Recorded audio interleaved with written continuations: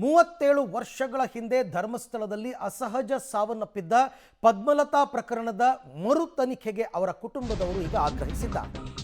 ಸೂಚಿಸಿದಾಗ ಬನ್ನಿ ಅಂತ ಈಗ ಎಸ್ಐಟಿ ಅವರು ಹೇಳಿದ್ದಾರೆ. ಧರ್ಮಸ್ಥಳದಲ್ಲಿ ಎಸ್ಐಟಿ ಅವರನ್ನ ಭೇಟಿಯಾಗಿದ್ದಾರೆ ಪದ್ಮಲತಾ ಕುಟುಂಬ. 38 ವರ್ಷಗಳ ಹಿಂದೆ ಅಸಹಜವಾಗಿ ಸಾವನ್ನಪ್ಪಿದ್ದ ಪದ್ಮಲತಾ ಕೇಸ್ 1986, ಸಾವನ್ನಪ್ಪಿದ್ದ 87ರಲ್ಲಿ, 86ರಲ್ಲಿ ನಾಪತ್ತೆ ಆಗ್ತಾರೆ.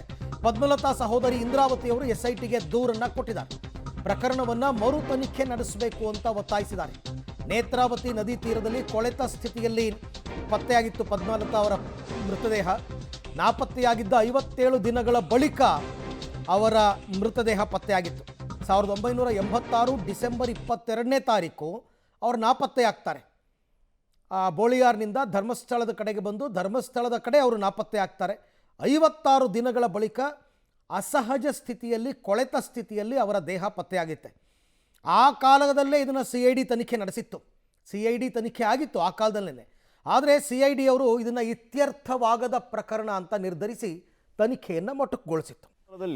ಈ ಅನಾಮಿಕ ವ್ಯಕ್ತಿ ಹೇಳಿದಂತಹ ಜಾಗದಲ್ಲಿ ಒಂದು ಹಂತದಲ್ಲಿ ತನಿಖೆ ನಡೆಸ್ತಾ ಇದ್ರೆ, ಬಹಳ ಜಾಗಗಳಲ್ಲಿ ಈಗಾಗಲೇ ಶೋಧ ಕಾರ್ಯ ನಡೆಯುತ್ತಾ ಇದೆ. ಇದರ ಜೊತೆಗೆ ಈ ಗ್ರಾಮದಲ್ಲಿ ನಡೆದಂತಹ ಅಸಹಜ ಸಾವುಗಳು ಕೂಡ ಮತ್ತೆ ಚರ್ಚೆಗೆ ಗ್ರಾಸ ಆಗಿರುವಂಥದ್ದು. ಅದು ಪದ್ಮಲತಾ ಸಾವು 1986, 87ನೇ ಸಂದರ್ಭದಲ್ಲಿ ಆದಂತಹ ಘಟನೆ ಇದು. ಪದ್ಮಲತಾ ಅವರ ಸಹೋದರಿ ನಮ್ಮ ಜೊತೆ ಇದ್ದಾರೆ.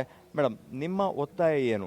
ಈಗ ಬಹಳ ಹಳೆಯ ಕೇಸು, ಎಲ್ಲವೂ ಕೂಡ ತನಿಖೆ ಆಗಿತ್ತು. ಬಟ್ ನೀವು ಮತ್ತೆ ಪೊಲೀಸರ ಮುಂದೆ, SIT ಪೊಲೀಸರ ಮುಂದೆ ಬಂದಿದ್ದೀರಿ. ಏನು ನಿಮ್ಮ ಒತ್ತಾಯ? ಸರಿಯಾದ ರೀತಿಯಲ್ಲಿ ತನಿಖೆ ಮಾಡಿ ಕೊಲೆಗಾರರು ಯಾರಂತ ನಮಗೆ ಪತ್ತೆ ಹಚ್ಚಿ ಕೊಡಬೇಕು. ಅವರಿಗೆ ಸರಿಯಾದ ಶಿಕ್ಷೆ ಆಗಬೇಕು. ಈಗ ಸರಿಯಾದ ತನಿಖೆ ಆಗಲಿಲ್ಲ ಹಾಗಾದರೆ ಪೊಲೀಸರಿಂದ?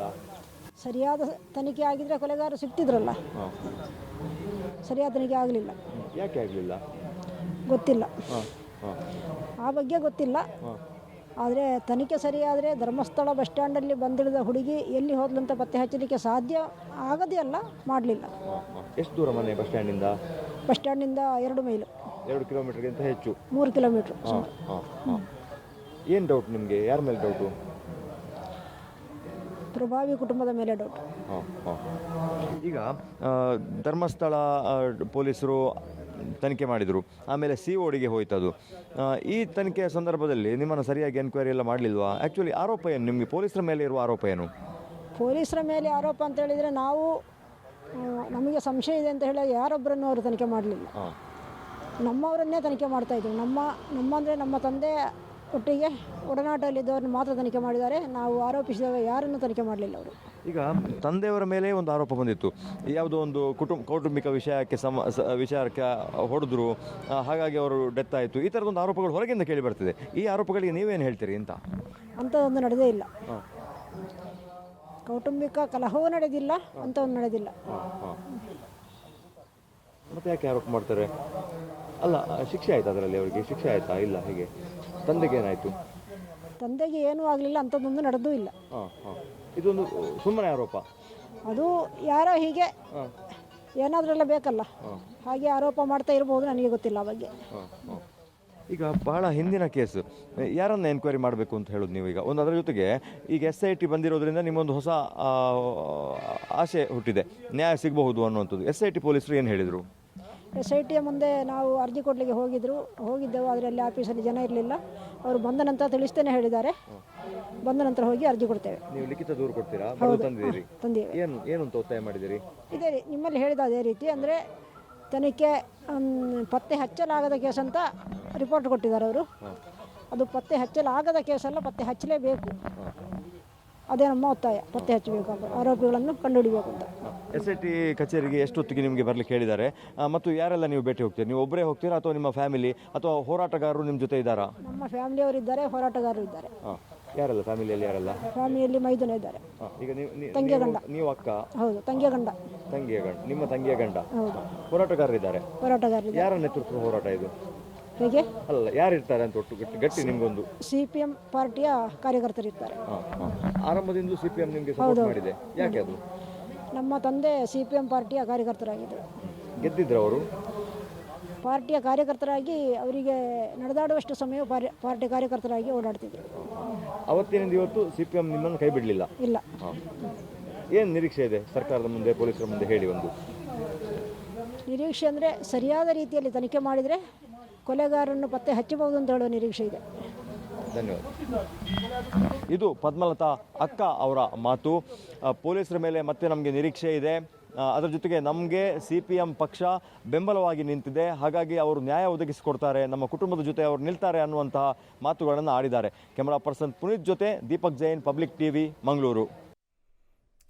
ಇದರ ಜೊತೆಗೆ ಅವರು SIT ಅವರು ಪ್ರಕರಣದ ದೂರು ದಾಖಲಿಸಿಕೊಂಡು ಎನ್ಕ್ವೈರಿ ಮಾಡ್ಬೋದು, ನೋಡೋಣ ಏನು ಮಾಡ್ತಾರೆ ಅಂತ ಅಂದ್ಬಿಟ್ಟು. ಇನ್ನು ಧರ್ಮಸ್ಥಳದಲ್ಲಿ ಅಸ್ಥಿ ಶೋಧಕ್ಕೆ ಅಖಾಡಕ್ಕಿಳಿಯಲಿದೆ GPR, ಗ್ರೌಂಡ್ ಪೆನೆಟ್ರೇಟಿಂಗ್ ರಾಡಾರ್ ಅಂತ ಒಂದು ಇನ್ಸ್ಟ್ರೂಮೆಂಟ್.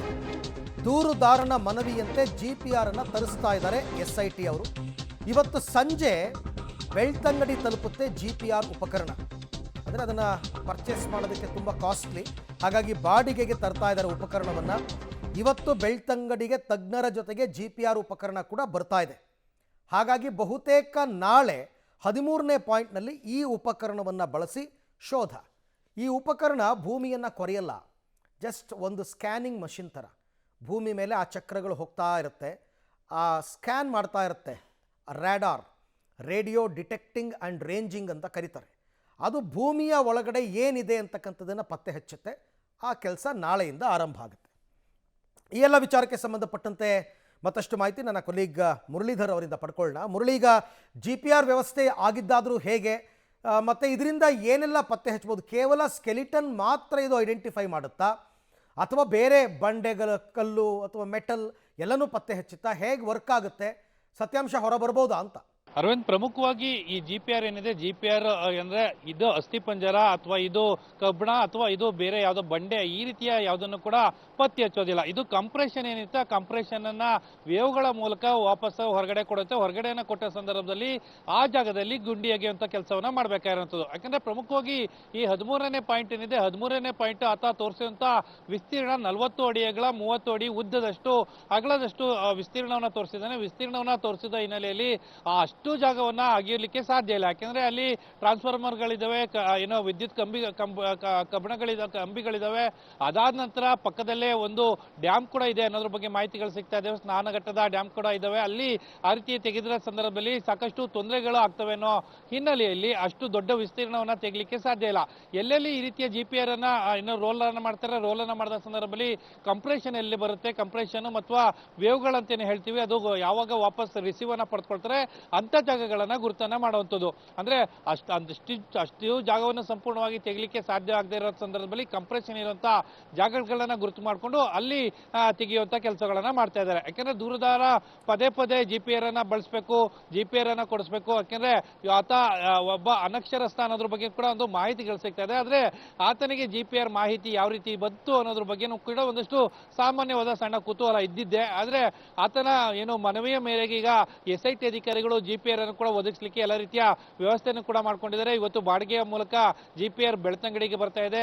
ಅದಕ್ಕೆ ಆದ ಸ್ಪೆಷಲ್ ಆಗಿ ತಜ್ಞರು ಇರ್ತಾರೆ, ಅವರು ಬರ್ತಾರೆ. ಅವರು ಬಂದ ಬಳಿಕ ಅವರು ಹ್ಯಾಂಡಲ್ ಅನ್ನ ಮಾಡಿ 1-2-3 ದಿನಗಳ ಕಾಲ GPR ಬಳಕೆಯನ್ನ ಮಾಡ್ತಾನೆ ಅನ್ನೋದ್ರ ಬಗ್ಗೆ ಮಾಹಿತಿಗಳು ಸಿಗ್ತದೆ. ಬಹುತೇಕ ನಾಳೆ 13ನೇ ಪಾಯಿಂಟ್ ಅಲ್ಲಿ ಕಾರ್ಯಾಚರಣೆಯನ್ನ ಮಾಡ್ತಾರೆ. ಅಲ್ಲಿ ಯಾವ ರಿಸಲ್ಟ್ ಸಿಕ್ಕುತ್ತೆ, ಅಲ್ಲಿ ರಿಸಲ್ಟ್ ಅನ್ನ ನೋಡಿದ ನಂತರ ಮುಂದಿನ ಪ್ರಕ್ರಿಯೆಗಳು, ಮುಂದಿನ ಜಾಗಗಳು, ಮುಂದಿನ ಏನು ಪಾಯಿಂಟ್ಗಳಿದ್ದಾವೆ ಅಲ್ಲಿ ಏನು GPR ಬಳಕೆಯನ್ನ ಮಾಡಬೇಕಾ ಬೇಡ ಅನ್ನೋದ್ರ ಬಗ್ಗೆ SIT ಅಧಿಕಾರಿಗಳು ತೀರ್ಮಾನವನ್ನ ಮಾಡುವಂಥದ್ದು. Arvind, right, thank you Murali, ತಮ್ಮ ಎಲ್ಲ ಮಾಹಿತಿಗಾಗಿ ಧನ್ಯವಾದ. ಸೊ ದೂರುದಾರನ ಮನವಿಯಂತೆ ಈಗ GPR ಅನ್ನು ಕೂಡ ತರಿಸ್ತಾ ಇದ್ದಾರೆ. ನಾಳೆ 13ನೇ ಪಾಯಿಂಟ್ನಲ್ಲಿ ಈ ಉಪಕರಣವನ್ನು ಬಳಸಿ ಆ ಭೂಮಿಯ ಕೆಳಗಡೆ ಏನಾದರೂ ಅಸ್ಥಿಗಳು ಇದೆಯಾ ಅಂತಕ್ಕಂಥದ್ದನ್ನು ಪತ್ತೆ ಹಚ್ಚುವಂತಹ ಸಾಧ್ಯತೆ ಇದೆ.